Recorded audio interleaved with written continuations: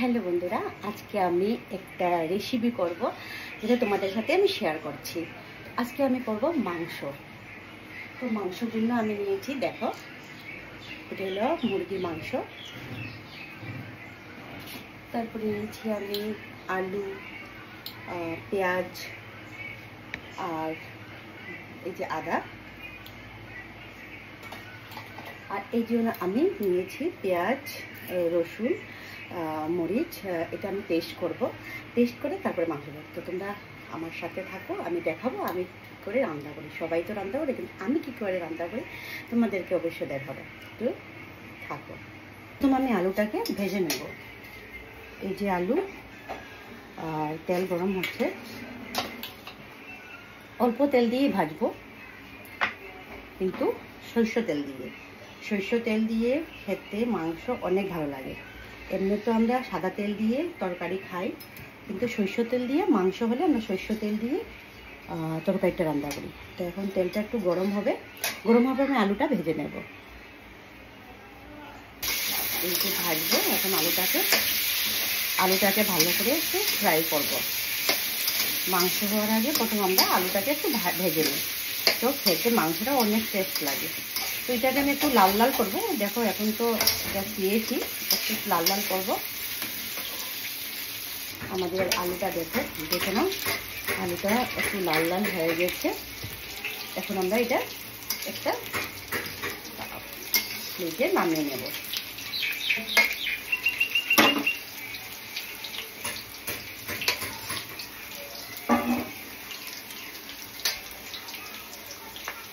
এটার মধ্যে একটু তেল দিয়ে দিব, যাতে মাংসটা আমি ছাড়বো। তো মাংস বুঝে আমাকে একটু তেল দিতে হবে, বেশি তেলটাও খেতে ভালো না। তবুও একটু তেলটা না দিলে টেস্টটা আসবে না। তো আমি তেল দিয়ে দিলাম, তেলটা গরম হতে দিলাম। তেলটা গরম হয়ে গেছে। তো প্রথমত আমি তেজপাতা দিয়ে দেব। এই যে তেজপাতাটা দিয়ে দেব।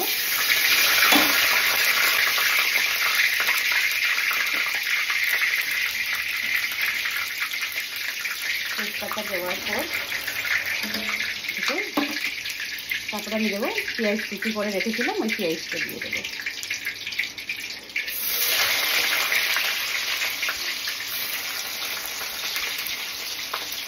পেঁয়াজটা একটু ভেজে নেব ভালো করে নাড়িয়ে। দেখো, পেঁয়াজটা একটু ভেজে নেব।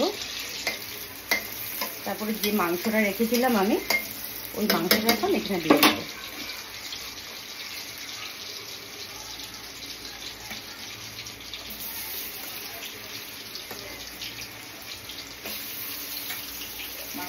এখন মাংসটা দিয়ে ভাজলাম, একটু যদি ভাজতে হবে। এখনও কোনো কিছু মশলা পড়েনি, মশলাটা দেবো আমি। একটু মাংসটা ভেজে নিই। জানি না তোমরা কীভাবে বানাও, কিন্তু আমি তো এইভাবেই বানাই। যখনই বানাই প্রথমে আমি একটু মাংসটা ভেজে নিই, তারপরে যে আমি পেঁয়াজ, আদা, রসুন, কাঁচামরিচ যা পেস্ট করে রেখেছিলাম, এই পেস্টগুলো আমি এখন দিয়ে দেব। মাংসটা একটু ভাজলাম, ভাজার পরে পেঁয়াজ, রসুন, মরিচটা একটু দিয়ে দিচ্ছি, পেস্টটা।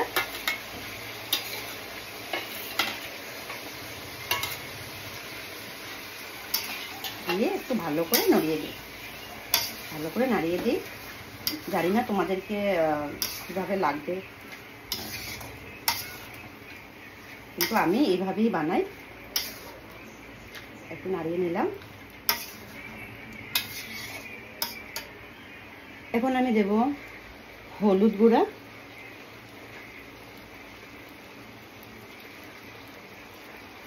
হলুদ। তারপর দেব অল্প মরিচ গুঁড়ো, যে কালারটা মাংস ভালো হয়। এমনি তো আমি কাঁচামরিচ দিয়েছি ঝালের জন্য, একটু ঝাল থাকলে মাংসটা খেতে ভালো লাগে, কিন্তু তবুও আমি অল্প কালারের জন্য, মানে ভালো দেখানোর জন্য একটু আমি গুঁড়ো মরিচ দিয়ে দিলাম। তারপরে আমি দিয়ে দিলাম জিরে আর ধনিয়ার গুঁড়ো।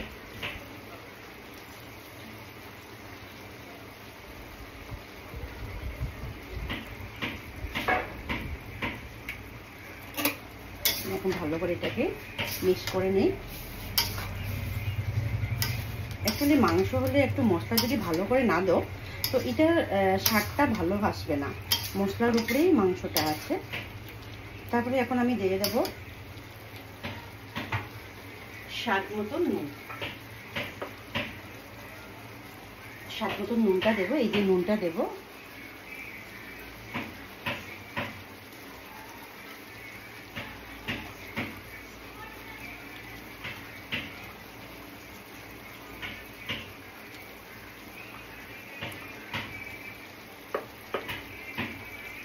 আমার সব মশলা দেওয়া কমপ্লিট হয়ে গেল। এখন একটু আমি লাড়াচাড়া করে অল্প সময়ের জন্য ঢেকে রেখে দেবো, যে মাংসটা একটু সিদ্ধ হবে বলে। এখনও কিন্তু আমি আলু অ্যাড করে নাই, আলুটা ভেজে রেখেছিলাম, আলুটা পরে অ্যাড করবো, নাহলে মাংসটা গলে যাবে, কিন্তু আলুটা পুরো গলে যাবে, মাংস গলবে না। সেই জন্য আমি মাংসটা ঢেকে একটু রেখে দেবো। 10-15 মিনিটের মধ্যে আমার মাংসটা সিদ্ধ হয়ে যাবে। অল্প সিদ্ধ হওয়ার পরে মাংসটা আমি আলুটা অ্যাড করে দিয়েছি। আলুটা অ্যাড করবো, নাহলে মাংসটা সিদ্ধ হয়ে গেছে, আলুটা সিদ্ধ হবে না। দেখো মাংসটা আমার কষানো হয়ে গেছে, দেখো পুরো সিদ্ধ হয়ে গেছে, সবগুলো আলু মাংস সব সিদ্ধ হয়ে গেল। এখন একটু আমি কষিয়ে দেব, একটু যত আপনি ভাজবেন মাংসটাকে অতই টেস্ট হয়। আমি একটু কষিয়ে নিই। দেখো বন্ধুরা, আমার মাংস রেডি হয়ে গেছে। কেমন লাগলো দেখে, যদি ভালো লাগে তো অবশ্যই লাইক কমেন্ট শেয়ার করে দেবে। আর নেক্সট ভিডিওতে আবার দেখা হবে অন্য কোনো কিছু নতুন নিয়ে।